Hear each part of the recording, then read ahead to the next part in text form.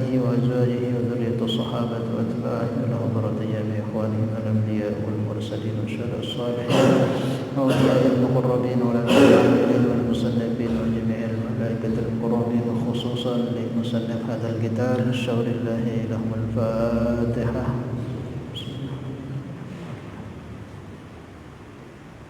Ya kan.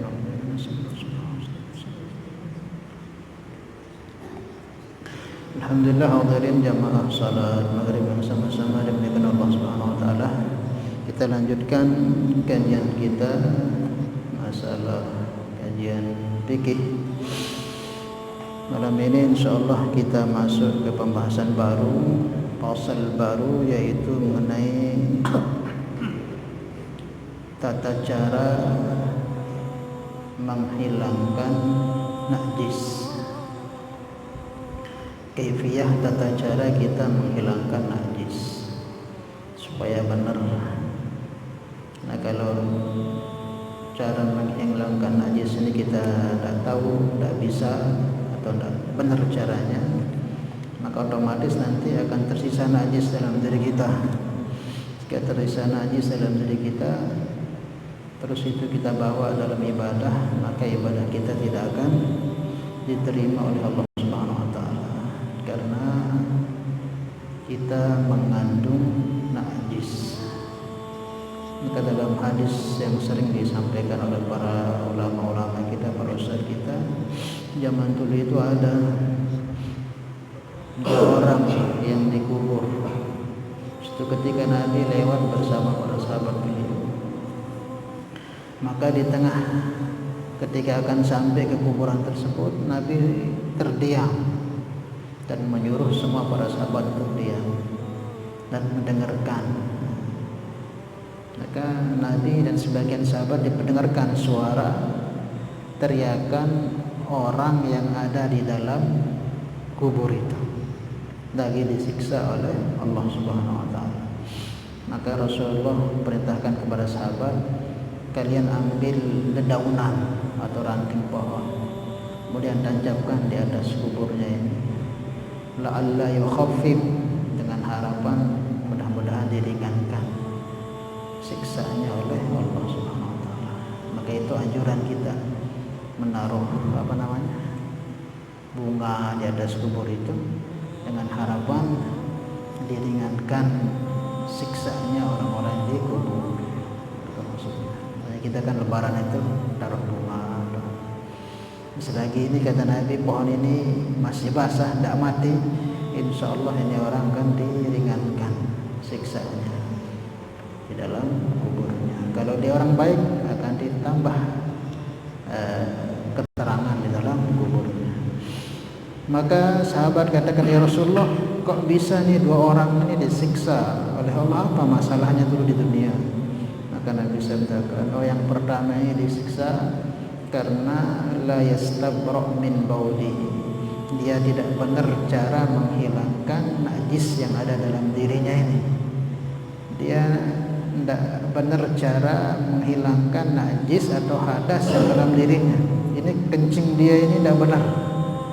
Dia masih ada tetesan kencing yang ada pada zakarnya itu, sudah dia berhenti mencucinya, tidak bersih dalam istinjanya, menghilangkan najis yang dalam dirinya.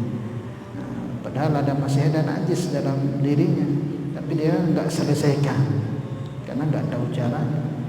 Sehingga sebab itu ya ibadahnya tidak diterima oleh Allah. Walaupun bertahun-tahun dia sholat, kalau begitu modelnya, maka dia tidak diterima. Maka itulah sebabnya dia disiksa oleh Allah, tidak bersih dalam istibra' dalam kencingnya. Maka ada caranya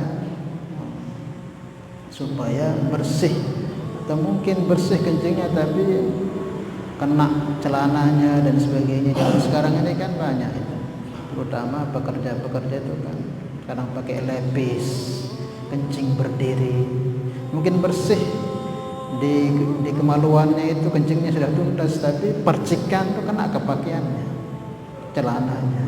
Terus itu dia pakai sholat, najis jadinya, juga tidak akan diterima oleh, bisa jadi sebab juga disiksa.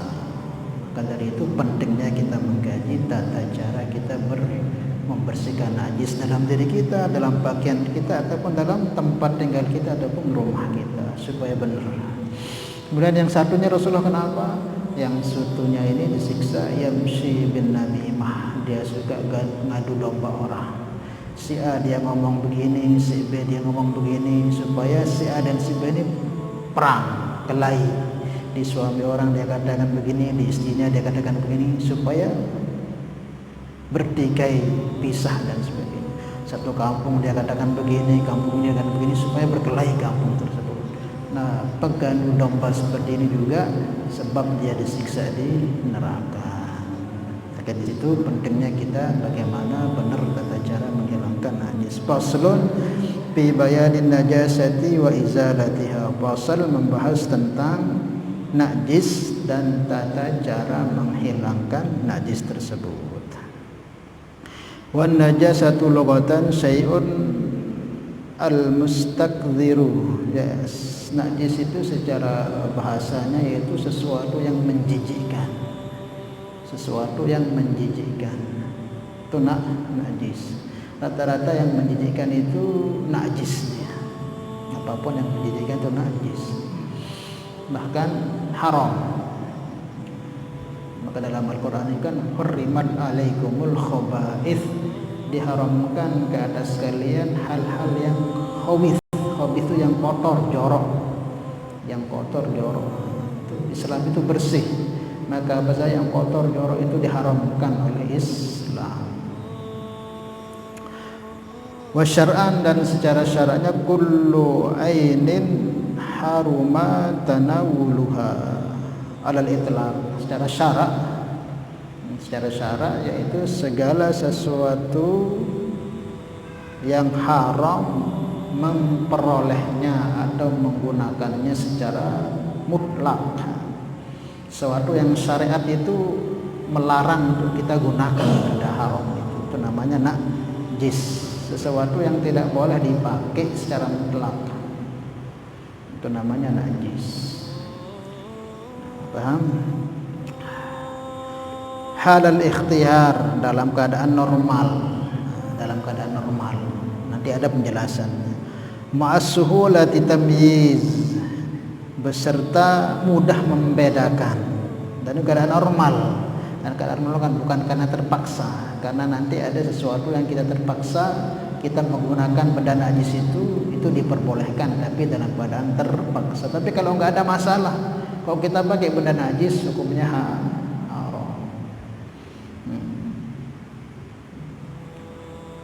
Seperti misalnya nanti disebutkan di sini, kita lanjutkan dulu. La li hurmatiha, bukan karena kemuliaannya, wala li istikdzariha, bukan pula karena menjijikkannya, wala li darariha fi badanin au aqlin au fi badanin au aqlin, dan bukan membahayakan untuk badan ataupun akal. Wa dakhala bil itlaq, maka dikecualikan yang normal tadi itu qalilun najasah wa katsiruha, yaitu banyaknya najis atau sedikitnya. Wa kharaja bil ikhtiyar lid darurah ad-darurah, dan dikecualikan dari ikhtiar itu yaitu terpaksa. Jadi kalau terpaksa, maka kita diperbolehkan menggunakan benda najis kalau terpaksa, karena nggak ada lagi lain kecuali benda ini kita gunakan, maka diperbolehkan kalau darurat, tapi sekedarnya. Wa kharaja bil ikhtiyar ad-daruratu fa innaha tubihu tanawulan najasati, karena dalam darurat itu diperbolehkan menggunakan benda najis. Contohnya misalnya biasa cacing itu orang pakai obat apa cacing itu? Misalkan orang berobat pakai cacing itu. Misal ada orang yang punya penyakit kulit ini sudah diobatin ke sana kemari tidak bisa sembuh.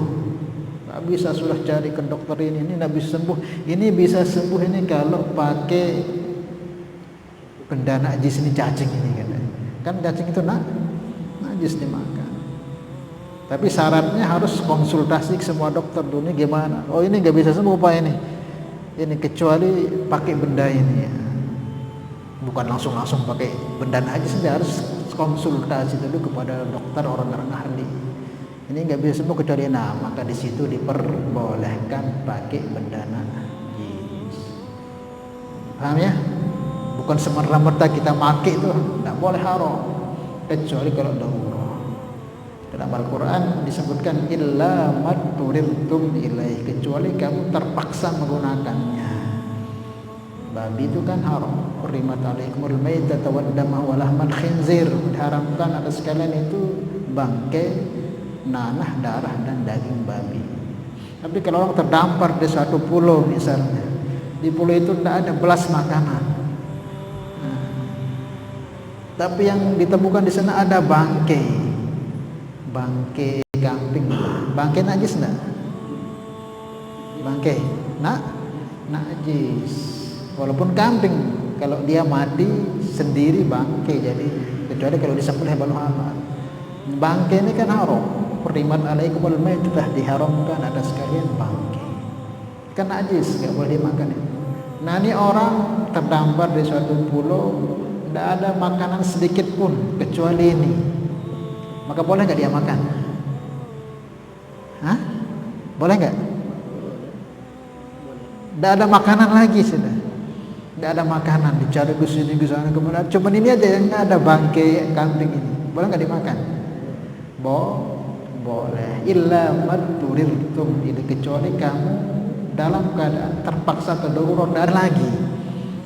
Maka diperbolehkan oleh agama dalam keadaan seperti itu memakan hal-hal yang diharamkan kalau memang tidak ada lagi benda lain ketimbang mati. Sekedarnya, tapi jangan dimakan sepuas-puas, sekedar untuk menyambung supaya kuat lagi hidup untuk bisa keluar dari tempat tersebut. Paham?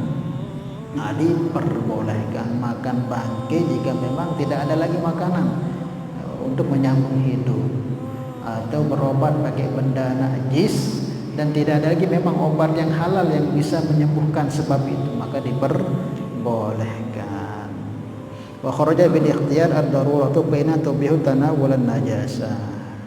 Dikecualikan dalam keadaan normal itu yaitu darurat. Jika darurat memang maka tentu diperbolehkan menggunakan benda najis tersebut. Tapi kalau nggak ada darurat, makanan lain banyak, kok bangkai itu dia makan, nah ini haram hukumnya. Obat-obat yang halal banyak, kok obat yang seperti itu dia pakai, nah, maka dia haram, berdosa. Wa suhulati tamyiz, dikecualikan yaitu suhulati tamyiz, mudah dibedakan, yaitu akalad dudi al-mayyiti bi jubunin aw fakihatin. Maka dikecualikan mudahnya membedakan, seperti ulat yang ada di buah atau di cuka. Ulat nih hukumnya najis enggak? Ulat buah itu najis enggak? Najis. Cuman karena susah kita bedakan, susah kita pisahkan, jadi dimakfu. Misalnya kita makan ternyata ada ulatnya, kelolosan, nah dimakfu karena susah untuk dihindari. Maka ulat buah itu tetap sebenarnya najis, tapi karena susah dihindari maka dia jadi dimakfu, najis yang dimakfu. Paham ya? Itu namanya. Atau yang ada di cuka misalnya, atau di minyak kita itu, minyak samin itu kan biasa ada ulat kuning-kuning kecil itu najis sebenarnya, cuman karena susah kita bedakan, ya jadi dimakfu. Kemudian wa nahwi dzalik wa kharaja bi qawlihi li hurmatiha, atau karena kemuliaannya maka dikecualikan maitatul adami, dikecualikan bangkai anak Adam atau manusia. Bangkai itu kan najis, tapi untuk bangkai anak manusia atau kita ini maka tidak najis. Manusia itu bangkainya tidak najis. Selain manusia najis.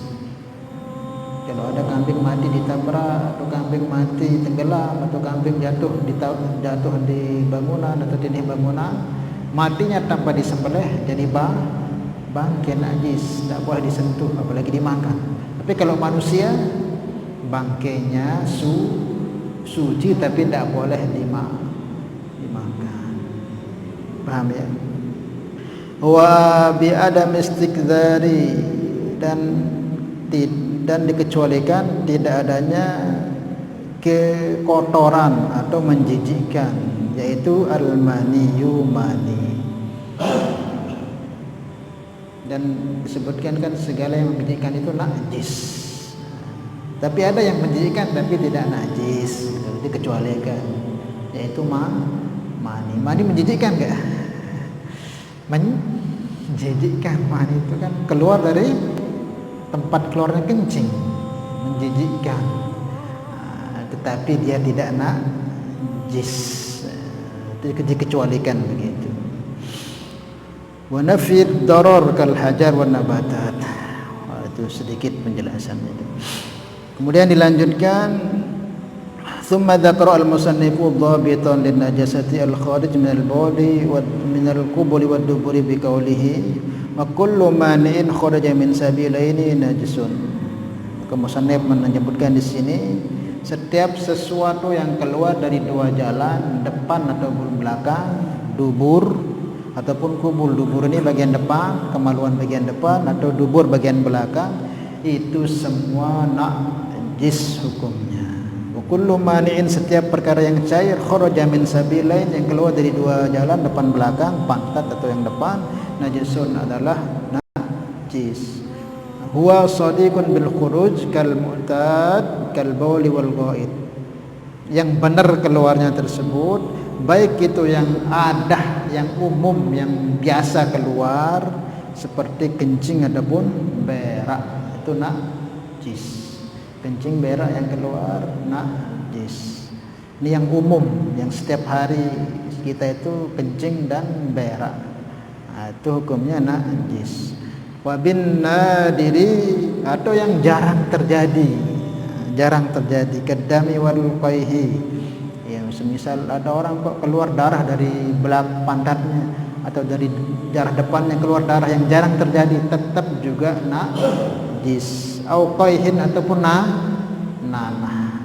Tiba-tiba kok orang ini keluar dari depannya itu bukan air kencing tapi nanah yang keluar ataupun darah. Langka ini, biasanya orang itu kencing ya keluar air seni, bening, kadang agak kuning, tapi kok darah yang keluar atau nanah. Ini yang langka, tetap juga hukumnya najis. Mau yang biasa keluar seperti kencing atau kotoran, berak, atau yang langka mungkin. Bahkan walaupun mungkin bukan darah ataupun nanah, ada mungkin yang keluar itu benda gitu. Mungkin orang itu makan kacang itu nggak bisa dicerna di perut, di ususnya oleh usus tersebut, sehingga keluar kacang dari pantatnya. Najis nggak kacang itu? Hah?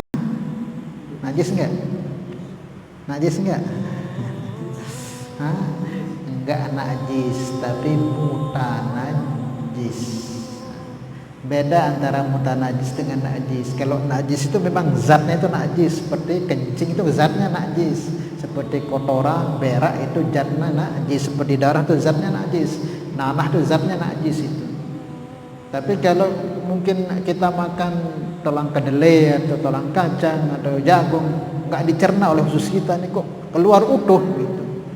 Kayak itulah kopi luwak itu kan, dimakan luwak keluar utuh. Nah, itu bukan najis tapi mutanajis, terkena najis. Bisa kita makan kalau kita makan, tapi syaratnya dicuci dulu, dibersihkan najisnya.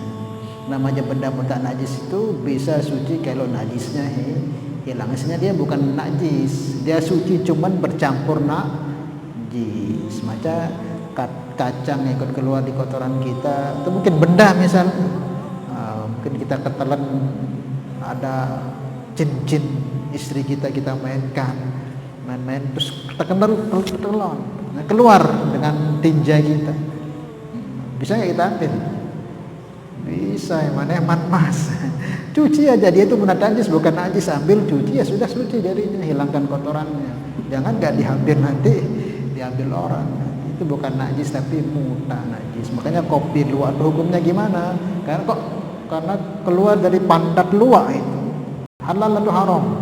Hukumnya halal walaupun keluar dari pantat luwak, tapi syaratnya dibersihkan, dicuci. Jangan bersih hilang najisnya ya boleh. Kecuali kalau nggak dicuci, keluar dari pantat luwak langsung diproses najis sudah jadinya. Tapi kalau dibersihkan najisnya sampai bersih sehingga tidak ada ya suci jadinya. Paham ya? Ya, walaupun mungkin ada benda yang keluar juga, itu gimana hukumnya muta najis. Illal mani, ya kecuali mani. Kalau mani itu keluar dan najis. Paham ya? Jadi mani itu tidak najis. Makanya mungkin malam kita mimpi keluar mani kena pakaian kita, boleh kita gunakan untuk sholat itu pakaian yang kena mani. Karena Nabi itu pernah kumpul dengan istri beliau, kalau Siti Aisyah itu. Maka Nabi habis mandi subuh itu, mandi janabat, maka Nabi minta kain. Maka Siti Aisyah katakan nggak ada kain nih, yang ada nih kain yang kemarin malam itu. Ambilkan saya. Maka dibersihkan sedikit, dikerik-kerik, terusan dipakai Rasulullah, menunjukkan mani. Dan kain itu langsung Nabi pakai untuk sholat, menunjukkan mani itu tidak najis. Kalau najis tentu Nabi tidak mau pakai itu untuk sholat, menunjukkan mani itu tidak najis, dia suci. Tapi bagusnya ya kalau kita mau pakai itu cuci dah tidak apa-apa, biar agak bersih, tidak bau. Seumpama tidak kita cuci juga sah sholat kita karena mani tidak najis. Karena kalau mani itu najis ya kita juga jadi najis semua, karena kita ini terlahir dari setetes air mani. Kita ini terlahir daripada sperma. Sperma daripada orang tua kita, bapak kita. Paham ya? Maka dari itu walaupun ada sebagian ulama yang menghukumi najis, tapi kita Syafi'i tidak najis mani tersebut. Illal maniya, kecuali mani, min adami au hayawanin ghairu kalbin wa khinzir, kecuali mani atau kecuali mani anak manusia kita ini, atau maninya binatang kecuali anjing dan babi. Kecuali maninya anjing dan babi. Kalau maninya binatang-binatang selain anjing babi juga tidak najis. Mani kucing, mani harimau, pokoknya selain daripada mani anjing dan babi itu tidak najis. Paham ya? Manusia ke, kucing ke, kuda ke, apalagi harimau ke, ya, itu semua suci maninya. Kecuali anjing dan babi. Kalau anjing ini kalau babi disebutkan keharamannya wal khinzir. Tapi kalau anjing itu enggak ada disebutkan dalam Al-Qur'an najisnya anjing. Tapi ada di dalam hadis. Kita cari aja Al-Qur'an, enggak ada bilang diharamkan ada sekalian anjing. Ya ada itu hurimat alaikumul maitah bangke, waddama darah, walahmal khinzir dan daging babi. Wa ma uhilla li ghairillah, dan binatang yang disembelih tanpa menyebut nama Allah. Tidak ada anjing. Tapi najisnya anjing itu disebutkan di dalam hadis. Dalam hadis sahih disebutkan, idza wuligha inna yahadukum al-kalb falyaghsilha 70 marrah ihdahunna biturab. Jika wadah kalian itu dijilat anjing, maka sucikan 7 kali dengan air, salah satunya dengan debu. Itu menunjukkan anjing itu najis. Pernah juga Nabi dulu diundang 2 orang, satu ngundang si A, ngundang si B, ngundang, tapi Nabi datang ke rumahnya si A, tidak datang ke B. Maka Nabi ditanya, ya Rasulullah, kenapa Tuhan kok tidak datang ke tempat saya, kok datang ke tempat si B?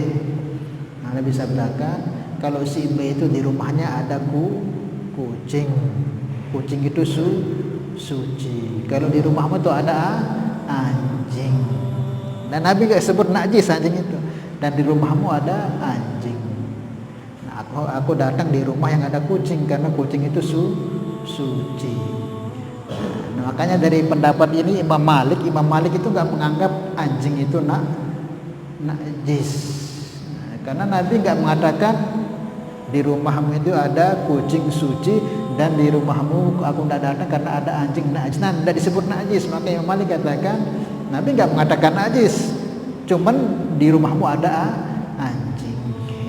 Kalau kita Imam Syafi'i ya jelas, kalau Rasulullah sudah katakan kucing itu suci ya berarti anjing najis, sehingga Nabi nggak datang. Imam Syafi'i katakan seperti itu, jelas sudah itu. Kalau Rasulullah katakan Nabi datang ke tempat si B itu karena ada kucing suci, di si A Nabi nggak datang karena ada anjing, walaupun nggak disebut najis, ya sudah otomatis.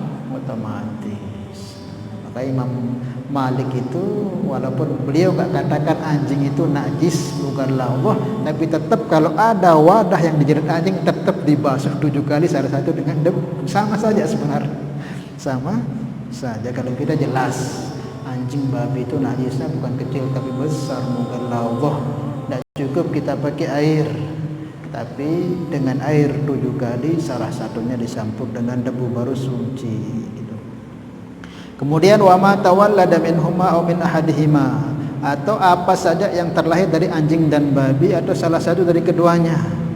Misalnya anjing babi nikah dengan anjing, keluar, entah itu berbentuk anjing ataupun babi itu najis. Kan anjing dinikahkan dengan babi, ya, maka keluar babi misalnya atau keluar anjing tetap karena spermanya najis, maka anaknya itu juga najis. Kemudian au min ahadihima ma hawaya hayawanin tahirin, atau dari perkumpulannya anjing babi dengan binatang suci. Misalnya anjing ini nikah dengan kambing, bukan nikah, kumpul dengan kambing. Nanti keluar anak dari mereka. Nah, walaupun yang keluar itu berbentuk kambing, najis enggak? Najis, karena dikumpulinnya kambing yang suci ini dengan binatang najis, dengan sperma yang najis. Paham ya? Walaupun berkumpulnya anjing ataupun babi dengan binatang yang suci, maka hukumnya tetap najis, karena memang asli spermanya itu adalah dari binatang najis. Kita punya kambing, kalau kita lihat dia dikumpuli oleh babi mungkin ataupun anjing, kok hamil, kita lihat wah ini hamilnya karena babi atau anjing ini.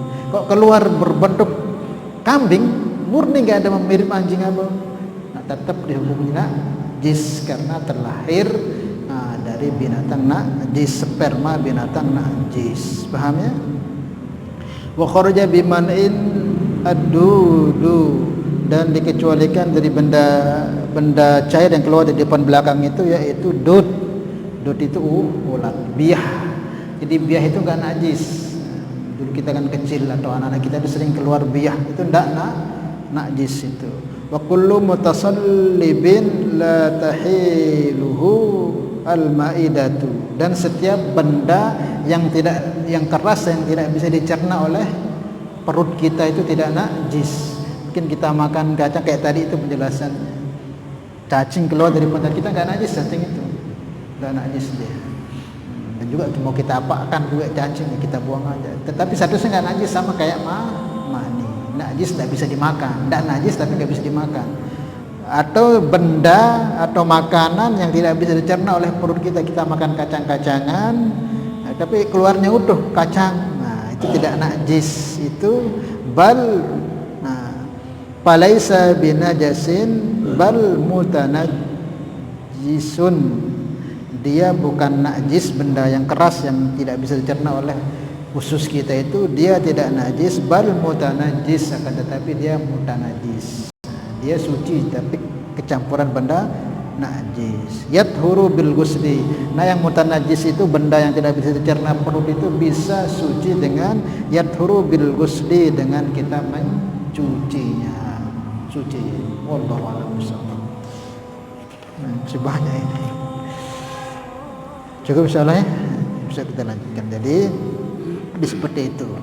Jadi segala yang keluar di depan belakang itu najis kecuali mani ataupun ulat biyah, itulah kalau bisa, atau benda yang tidak bisa dicerna orang susah keluar, dia enggak najis tapi mutanajis, bisa kita manfaatkan dengan kita hilangkan najisnya tersebut. Contohnya juga kayak kopi luwak itu juga enggak najis itu. Dengan syarat dibersihkan baru di pabrik, diproses oleh pabrik, maka suci hukumnya. Wallahu a'lam. Ya, kalian tanyakan. Hah? Paham ya? Paham? Wallahu a'lam bishawab. Masih banyak ini penjelasannya, tadi itu dulu karena waktu sudah tidak mengizinkan. Ya, mudah-mudahan kita bisa memahami insyaallah ya. Al-hadhini al-Fatihah.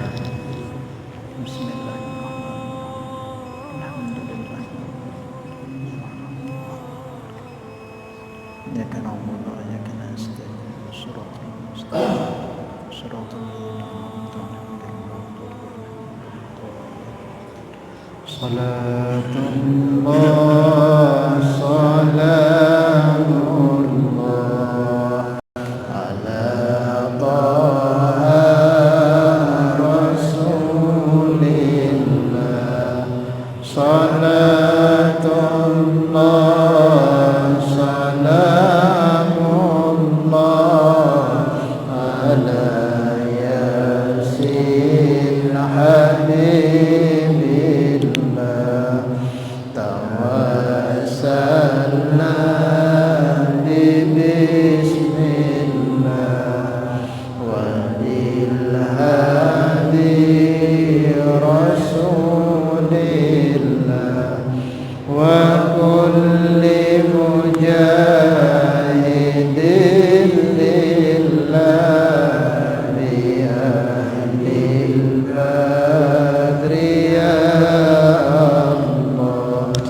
subhanallah bihamdihi, subhanallah bihamdika, asyhadu an la ilaha illa anta, astaghfiruka wa atubu ilaik. Assalamualaikum.